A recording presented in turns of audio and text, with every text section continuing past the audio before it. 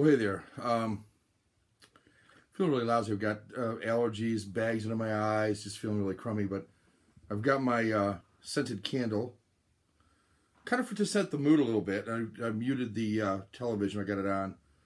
I've got some blue lighting in the background here, but from the LEDs. But just to set the mood for the Horror 11, the challenge, or the not really the challenge, but what Pynn has done is to take 11 DVDs that he thinks are a little rarer, or, you know, maybe not on Blu-ray yet.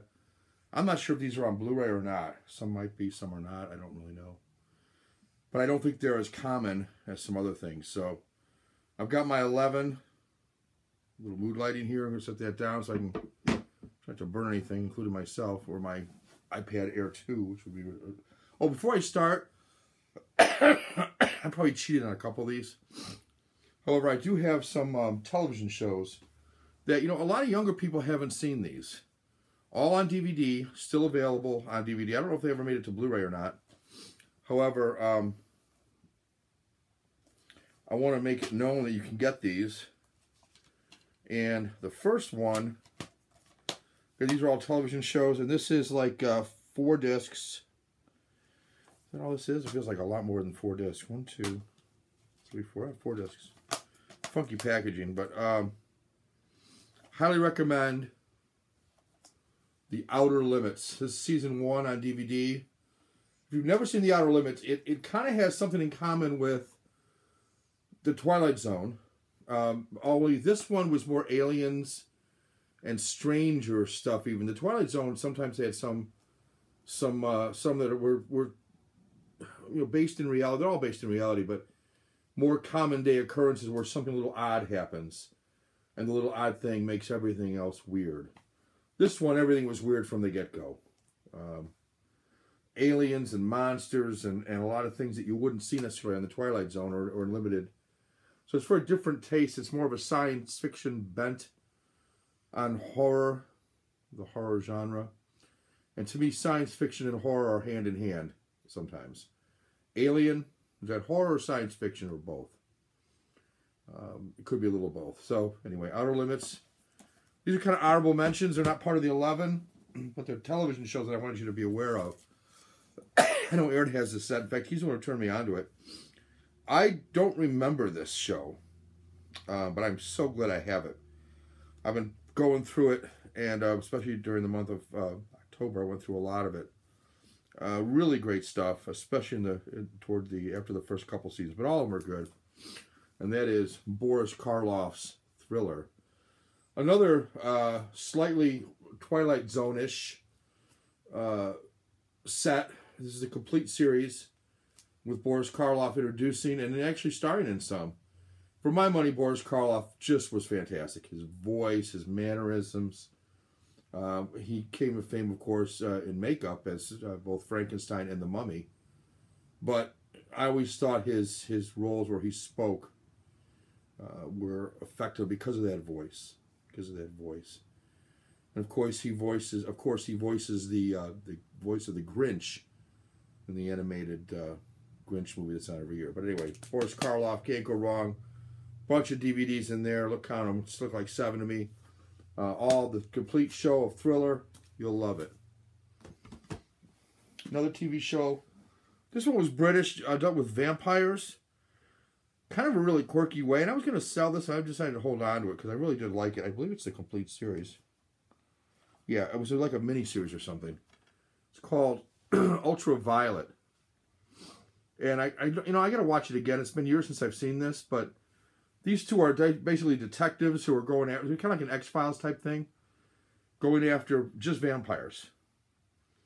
And there's something about ultraviolet light. I don't recall but that's the part of the key was ultraviolet light. So anyway, what else? That's 3 TV shows. Another one, offshoot of Doctor Who. A lot different than Doctor Who, but yet really good. Was a TV show called Torchwood. This is the complete first season. I picked this up for like $9 at Walmart. I think you can watch it on like Netflix or something, but if you haven't seen This one, Torchwood. I'd pick it up and watch it. It's really kind of cool. These folks can actually kind of mine dead bodies for, kind of bring them back to life for a limited amount of time just to kind of find out what happened. And that's kind of cool. So I like Torchwood quite a bit. And just a couple more, well, 3 more. Again, these are just the TV shows, and I'll get to the movies.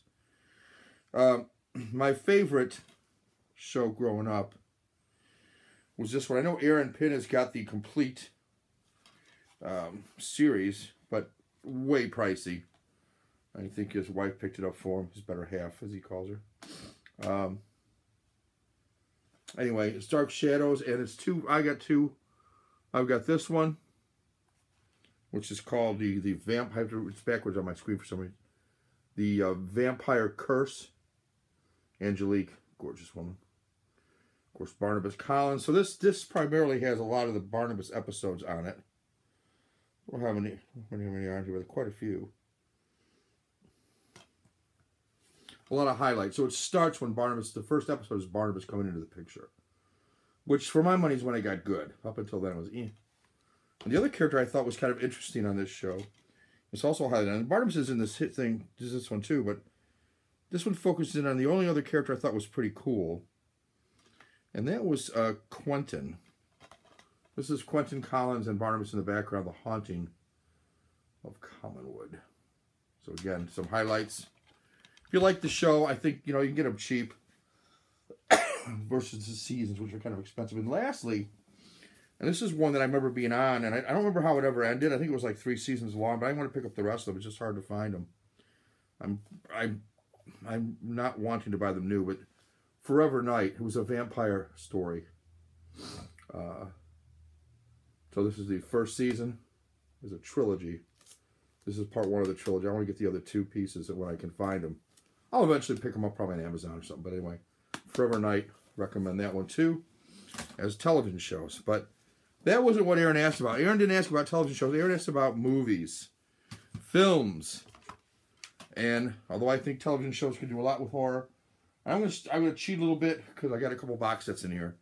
This is not Scream Factory, but I don't know what it is. You could get it through Scream Factory. But these are DVDs, and they are, let's see, 2, 4, 6, looks like 7. 1, 2, 3, 4, 5. Yeah, 7 movies from Vincent Price.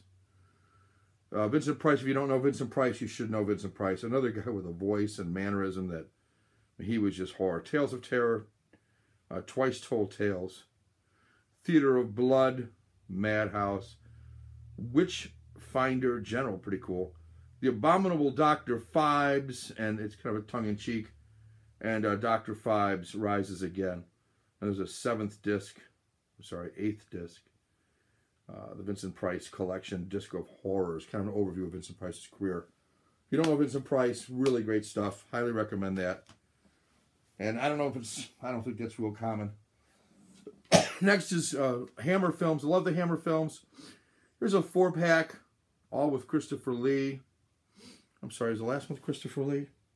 Yeah, all with Christopher Lee.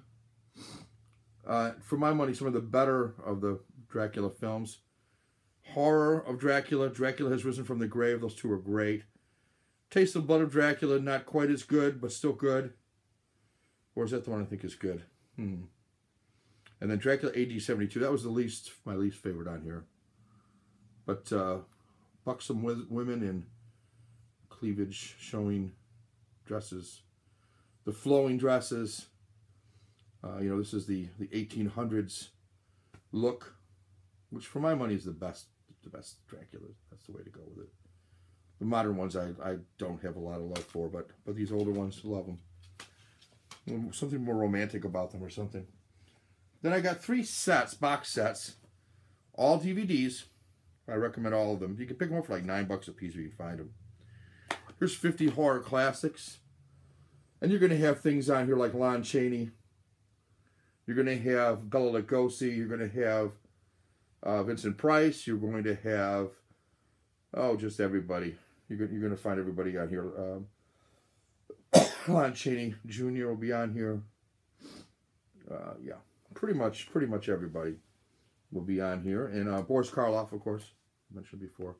These are great. I'm not going to go through all the movies that are on here. I can't even read all of them because of the lighting here. But I recommend these. They're classics. The nice thing about this, and all these come with this, there's a booklet inside of it. But you got movies like A Carnival of Souls on here.